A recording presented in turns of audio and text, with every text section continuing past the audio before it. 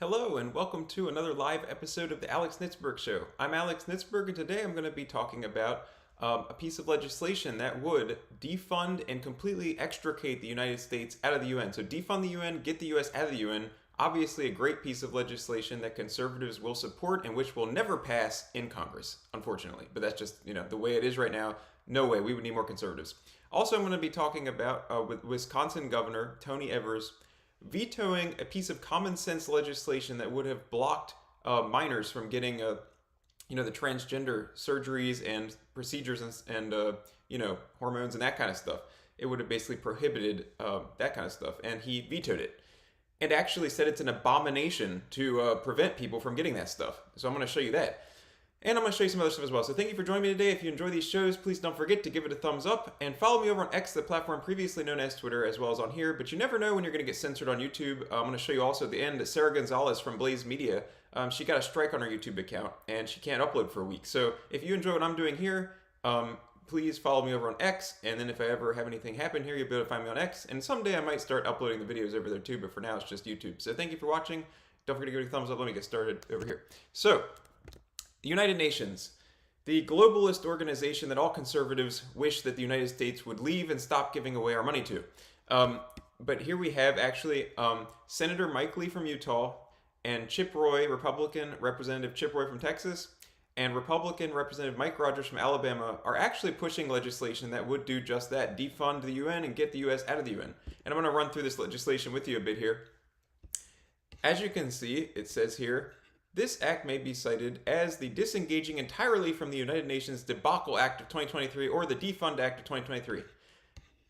And then all the conservatives are like, yes, do it. but like I said, the problem is we would need way more conservatives in Congress. Well, we got two problems. Okay, one, we would need more conservatives in both chambers of Congress to get this passed because I would assume that all the Democrats would oppose it and probably even maybe some of the Republicans might oppose it. But even if you manage to somehow get it through Congress, of course, I expect that Biden would veto it. So in order to get something this awesome, basically this great pass through, we would need a conservative president, and we would need serious conservative majorities in Congress. Not just Republican majorities, but actual conservative majorities. Because we have a lot of Republicans who are not, sufficiently conservative. But here it is. It says right here, termination of membership in the United Nations. The president shall terminate all membership by the United States in the United Nations and in any organ, specialized agency, commission, or other formally affiliated body of the United Nations. And I'll just scroll down a little bit here. There's other things here. I'm not going to read you all of it. But here it says, no funds are authorized to be appropriated or otherwise made available for assessed or voluntary contributions of the United States to the United Nations or to any organ, specialized agency, commission, or other formally affiliated body of the United Nations, except that funds may be appropriated to facilitate termination of the United States membership and withdrawal of United States personnel and equipment in accordance, blah, blah. So they're saying you can't spend any money except to get us out of there. And then it says, upon termination of United States membership, no payments shall be made to the United Nations or to any organ, specialized agency, or commission, or other formally affiliated body of the United Nations out of any funds approved prior to such termination or out of any other funds available for such purposes. So basically, you can spend money to get us out, and once we're out, no more money for the UN. I mean, that sounds good, doesn't it? Let me know in the comments. Do you support this? I mean, if you don't, then I would say, why? You can leave a comment and let me know. But I expect all conservatives would support this. But also, it says down here, I'm going to scroll down a little bit here, there's a part where it specifically talks about the World Health Organization. Where is that? I skipped it, I guess. There it is. It's right there. Okay. The joint resolution entitled Joint Resolution Providing for Membership and Participation by the United States in the World Health Organization and authorizing an appropriation therefore approved June 14, 1948 is repealed. So this is a great piece of legislation. Thanks to Mike Lee, Chip Roy, and Mike Rogers for supporting that and pushing that legislation. Like I said, it probably won't. I don't even think it'll get through the House, really. I mean, that's the thing. You would think at least it could get through the House where Republicans have a majority. But I bet it doesn't. We'll see what happens. Maybe it will. And if it does, that would be great. But I think there's probably enough Republicans who would probably support the U.S. being in the UN that it won't even make it through there. Maybe it will. We'll see. It's never gonna make it into law and stuff. But it's a good piece of legislation, and that's the exact kind of stuff we need more conservatives to push, and we need more conservatives in Congress to push. All right, next thing here, I'm just gonna show you this clip of Rachel Levine talking about climate change being a health issue. Apparently, Rachel Levine went to the COP28 climate thing in Dubai. So let me just show you this here. A man who identifies as a woman talking about how climate change is impacting health. Let me show you this video here. And I am coming to you from Dubai, from COP28, the climate conference. And today is the first health day, which is very exciting. This is the first health day at any of the climate conferences, because it is so important to talk about the impact of climate change on health. It seems so obvious because climate change is having such an impact on health. We have seen this throughout the year in the United States and across the globe. We have seen this in terms of the impacts of extreme heat. We've seen it in terms of forest fires that have caused tremendous smoke throughout. Okay, I'm going to stop it there. But yeah, so there's that. That's the kind of encapsulates a lot of liberalism today. We have a man identifying as a woman telling you, who's in a position that has to do with health, who's also talking about, pushing climate alarmism. But let me move on here too. Wisconsin Governor Tony Evers, he, like I said, didn't pass. He vetoed this legislation. Like I said, common sense legislation that was basically calling for prohibiting minors from getting transgender surgeries, hormones, puberty blockers. He vetoed it. And you can take a look at this measure here. It has language that says prohibition. A healthcare provider may not engage in, cause the engagement. Okay, let me try that again. A healthcare provider may not engage in, cause the engagement in, or make a referral for any of the following practices upon a minor for the purpose of changing the minor's body to correspond to a sex that is discordant with the minor's biological sex. Basically, if you're trying to take a minor who's a boy and turn them into a girl, all this transgender nonsense, absurdity, you can't. And then it lists here the things that are prohibited: performing a surgery that sterilizes an individual, including castration, vasectomy, blah, blah, blah, performing a mastectomy, administering, prescribing, or supplying any of the following medications: puberty blocking drugs to stop or delay normal puberty, supraphysiologic doses. Now I looked that up. Just supraphysiological, it means greater than normally present in the body. So basically abnormally or unnaturally high doses of testosterone and other androgens to biological females, and supraphysiologic doses of estrogen to biological males. So basically the cross-sex hormone stuff and unnatural amounts to do the cross-sex transgender nonsense. And then it says removing any otherwise healthy or non-diseased part or body part or tissue. So obviously, why? I was talking about Chris Christie. I did a video about Chris Christie, and I'll show you that in a second. What he said at the debate. But my contention is, and I would assert, if you don't support banning minors, blocking, protecting minors from these transgender surgeries and hormones and stuff, you're not conservative. And I'm going to talk more about that with the Chris Christie stuff. Now, obviously, Tony Evers is a Democrat, so he's not claiming to be conservative or anything. But let me show you here this video of him saying that he was asked about vetoing this, and he actually says it's an abomination to block people from getting what he calls this care. So in this context, talking about vetoing this legislation, that means he thinks it's an abomination to stop children from being able to get surgeries or puberty blockers or hormones. I mean, this is messed up. Let me show you this. In this arena, you just follow the science, and to prevent somebody from getting that care is frankly an abomination. We have to treat people with respect. The science is strong on this, and so I'll always have their back. No matter how many bills they send me, I'll veto them because it's just flat out wrong. So there you have it. The Democrat governor of Wisconsin calling it an abomination to protect children, to prohibit the performance of transgender surgeries and puberty blockers and stuff on children. Also, this is a separate topic here. Republican Representative Kevin McCarthy of California, who was the House Speaker until he was ousted from that post earlier this year, has announced that he is going to be departing from Congress at the end of this year. Let me show you that real quick. But now, it is time to pursue my passion in a new arena. While I'll be departing the House at the end of this year, I will never, ever give up fighting for this country that I love so much. Okay, so And he's actually saying that he will, well, okay, he's saying he thinks Trump will be the Republican presidential nominee, that he will support him, and then also that he would be open to serving in a cabinet post in a Trump administration. Let me show you that. Will Donald Trump be the nominee? Yes. And the Republican Party, yes. And if Biden stays as the nominee for the Democrats, I believe Donald Trump will win.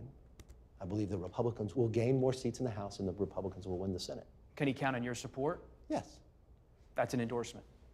I will support the president. I will support President Trump. Would you be willing to serve in a Trump cabinet? In the right position. Look, if I'm the best person for the job, yes. Look, I worked with President Trump on a lot of policies. We worked together to win the majority. But we also have a relationship where we're very honest with one another. That was kind of interesting. He said, so it's an endorsement, and he kind of shakes his head. It looks like he's shaking his head yes, and then says that he'll support him, but he doesn't say the word endorsement. He doesn't say, like, yeah, it's an endorsement. But anyway, yeah, so I'm pretty sure, let me know in the comments, I'm pretty sure that most of you will probably not be excited about Kevin McCarthy in the Trump cabinet position. But let me know what you think about that. Also, we have Kevin McCarthy spouting identity politics. He is going around, he's basically saying that there was a State of the Union address years ago that he was at. And he was looking at the Democrats, and they looked like America. And he looked at the Republicans, and they looked like the most restrictive country club in America. So he's spouting identity politics here. And he's done it on at least 2 occasions, because I got a clip here. He's at the, there was a clip of him at the Deal Book Summit talk, basically saying that. And there's also a clip of him at the Oxford Union saying the same thing. So let me show you this. This is from the Deal Book Summit. I became leader decision. I'm fortunate enough as leader. I've been leader for 5 years. Wait a minute. That seems like it's been a tough time for Republicans. Enough. At the end of the day, they were going to make a political decision. So I became leader when we took the minority, and this was a turning point for me. I go into the State of the Union. And in the State of the Union, one side stands up and the other side stands up. And I just become leader, and I'm excited, and President Trump's there. And I look over at the Democrats, and they stand up. They look like America. We stand up. We look like the most restrictive country club in America. And I decided then, either I am going to be the leader of a declining end of a party, or I have to change the opportunity in this party. So I embrace in something else, okay? Since that time, we've elected the most women, Republicans, the most minority Republicans ever to the House. But to do so, I'm going to have to ruffle feathers. So for a Republican woman or Republican minority to win, the November election is not their tough election, it's the primary. So what I do is I would engage in primaries. Okay, so there you go. We've got him spouting identity politics, basically bragging about having Republicans elect women and minorities, which is also touting identity, talk about identity politics. Yeah, so, and then, like I said, here's a clip of him at the Oxford Union basically saying the same thing. Stand up. And then the Republicans stand up. And when I look at the Democrats, they actually look like America. When I look at my party, we look like the most restrictive country club in America. So, yeah, so he apparently thinks this is such a, I don't know, noteworthy or whatever. He's used it at least twice here, and maybe more, I don't know. But I mean, at least I've got him 2 times saying the exact same thing.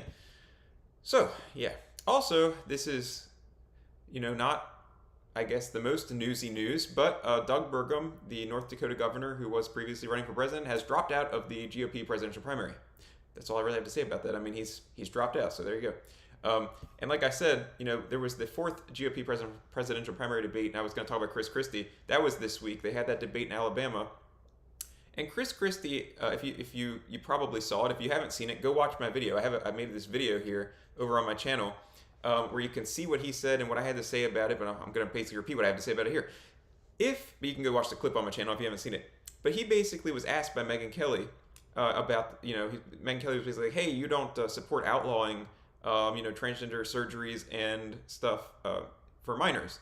And he basically said that he thinks that parents should decide on those issues, and he doesn't think the government should get involved. And it's like, dude, like, conservatism is generally arguing against government intervention, yes. However, if parents are trying to have these surgeries and give puberty blockers and cross-sex hormones and stuff to their children, then it is that is precisely the role of government to to step in and say, no, no, no, that is not happening. So I would say if you don't support blocking, preventing, outlawing those procedures and those, practices on minors, then you're not conservative. That's not conservative. So you can go check that out if you haven't seen it. Chris Christie, he had no shot of winning the GOP presidential primary anyway, and I think that'll just hurt him even more. But like I said, he had no shot in the first place, so whatever. Also, this is funny. Over on Truth Social, former President Donald Trump gave his analysis of that debate, and he had these things to say here. But I won't read you the whole thing, but I will just point out here that he said that Vivek Ramaswamy, he said Vivek wins because he thinks I'm great. So that's pretty funny. Also, like I mentioned, I wanted to say here, Sarah Gonzalez from Blaze Media said that she has a strike applied to her YouTube account and that she can't upload for a week. If you want to watch her show, she said that you can actually go watch it on Blaze TV for free right now. So I'll mention that as well. I work at Blaze Media as a staff writer. I work from home. I don't know Sarah. It's not like I know her or anything, but YouTube is notorious for this kind of censorship. And I'm over here trying to build up my YouTube channel, but you never know if at some point I might get a strike or get kicked off my account will be kicked off or whatever. And I'm also trying to build up my platform over on X, the platform previously known as Twitter. So if you don't follow me on X yet, please do that. And it'll be good for you to follow me somewhere besides here, because if I ever do get censored or kicked off, like she can't upload for a week, if that happens and you're like, hey, where did Alex go? Why isn't he uploading something? Well, you can check somewhere else and see if I explained it on Twitter or somewhere. And also, I think long-term, Twitter is going to be a lot better place for conservatives, because I don't think Elon Musk is going to be censoring conservatives the way that YouTube is, and hopefully not at all. He seems like he's going to keep it pretty free over there, so I'm hoping that that's a good place to be. So follow me there if you haven't already. And like I said, you can go watch her show over on Blaze TV if you want to. There I am. You want to follow me? It's just at Alex Nitzberg. So thank you, everybody, for watching this episode. Thank you to anyone who gave me a thumbs up. And to Peter Sclafani, who I saw left me a comment before the show even started. I appreciate that. He said it would be the best, and I think he's talking about defunding and getting out of the UN. He said it would be the best move for the best move America can make. He said I've been recommending our government for years. Yeah, so definitely we should do it. I've been saying probably we shouldn't have had the UN. The UN probably shouldn't have been created, and we probably should have never been doing it, but we should definitely get out, because why would Americans want one penny of their hard-earned tax dollars going to this? I certainly don't. And Perseverance777 said, hello, Alex. Hello, Perseverance777. I appreciate you, and thank you for leaving a comment and for tuning in here. Thank you, everybody else who's been watching this or is watching this in the future. And don't forget to give it a thumbs up if you enjoyed it, and follow me over on X, and I'll see you guys next weekend, if not sooner. And you can go check out that Chris Christie video as well if you haven't seen it already. See you guys later. Thank you. Bye-bye.